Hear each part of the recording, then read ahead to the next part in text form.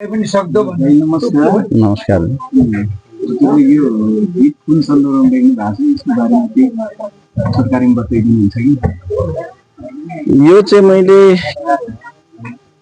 कसरी लेखेको भन्दाखेरि अब 2046 सालपछि हाम्रो यहाँ बहुदलको व्यवस्था बहुदलीय व्यवस्थाको चाहिँ आगमन भयो हैन। त्यस पछाडि सबै संगठनहरू सबै पार्टीहरू जुर्मरायो, सबै अब खुल्ला भयो। अनि त्यस पछाडि हेर्दै गयो हेर्दै गयो 48 सालको आम चुनाव भयो। म त्यतिखेर 48 सालमा लगभग म नेपाल कम्युनिस्ट पार्टी मसालको चाहिँ समर्थक भएको थिएँ। अनि त्यो सन्दर्भमा हेर्दाखेरि मैले के अरे थियो अनि खास चाहिँ मैले क्रान्तिकारी कोणबाट लेख्नु खोजेको थियो हैन। तर यो चाहिँ एउटा के देख्यो भने जातीय हिसाबमा चाहिँ के रहेछ भन्दाखेरि मैले अब नेकपा एमालेको अध्यक्ष हेर्यो कोही बाहुने छ, नेपाली कांग्रेसको कोही छ, कोइराला भन्नेको छ, कोही नेपाल भनेको छ, कोही दाल भनेको छ हैन। पार्टी अध्यक्ष चाहिँ ती सबै उसैको मात्र रहेछ। अनि हाम्रो चाहिँ केही छैन रहेछ। अनि त्यही कुरोले खट्किएको थियो मलाई, खट्किरहेको बेलामा अनि यही सन्दर्भ भुसाभेन्द्रको यही सन्दर्भमा मैले लेखेँ। त्यो हेर्दाखेरि पछाडि त सबै ठाउँ मिलियो हैन। तर पहिला चाहिँ के रहेछ भन्दाखेरि हाम्रो यी के अरे नारायण ध्वजबन्धन हाम्रो शेर्पा भनेर चिनिन्थ्यो। उहाँहरू चाहिँ ताराबहादुर कोइरालाले चाहिँ त्यहाँ कोइराला चाहिँ यहाँ मान्नेको चाहिँ टिकट लिएर आउनु हुँदो रहेछ। उहाँहरूलाई गाडी गडम दियो। यो चुनाव अवधिभर तपाईँको अब सबै कोसँग चाहिँ जुझ्ने भन्दाखेरि स्याब मेरो मामाको छोरा सम्धि उसँग म जुझ्नु पर्ने हैन, दाइ र भाइ जुझ्नु पर्ने हैन। अनि त्यस्तो अवस्था अनि कसको लागि भन्दाखेरि उही माथिकै बाहुनहरूकै लागि जुझ्नु पर्ने देख्यो के। अनि सिसन तामाङसित हैन बाहुन कुर्सीसित हामी चाहिँ आफ्नो आफ्नो मान्छे जुझ्ने। ओहो यो त म लेखेको होइन। फेरि म कुनै अब त्यो त्यस्तो गीत लेखेर त्यो पेसेवर लेखेको कुनै होइन। म त्यसो भने मलाई लाग्यो त्यो कुरा लागेर छुइरहेको थियो।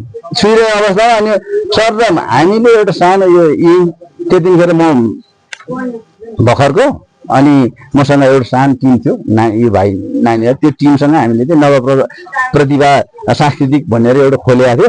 त्यो सन्दर्भमा अनि गीत लेख्दै गयो। ओहो यो चाहिँ लेख्नु पर्यो यो गीत चाहिँ भनेर लेखेको। अनि लेखेर यो गीत बनेछ।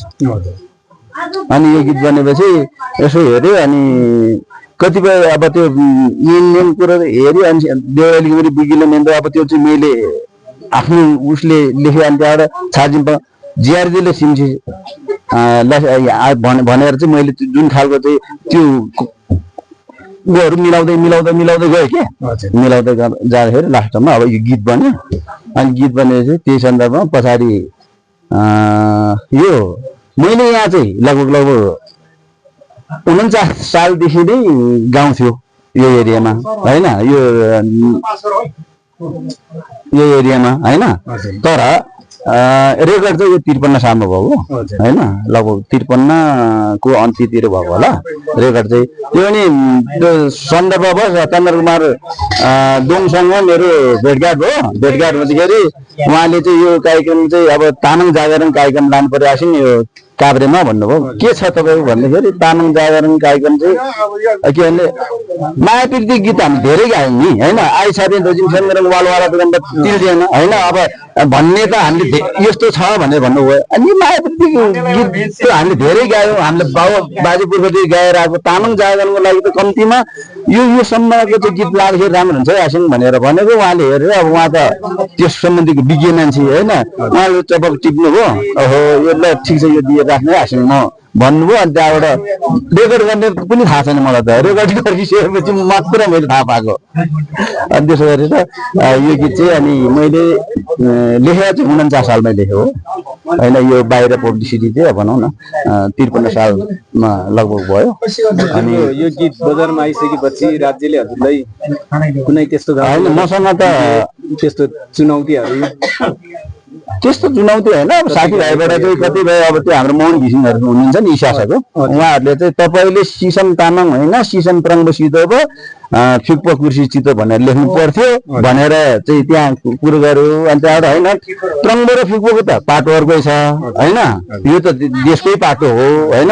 तर यो तामाङको पाटो चाहिँ मलाई कसैले उठाउँदैन त्यही भएर मैले उठाएको भनेर उहाँलाई पनि त्यो खालको जवाब दिएको मेरो मनोज घिसिङ।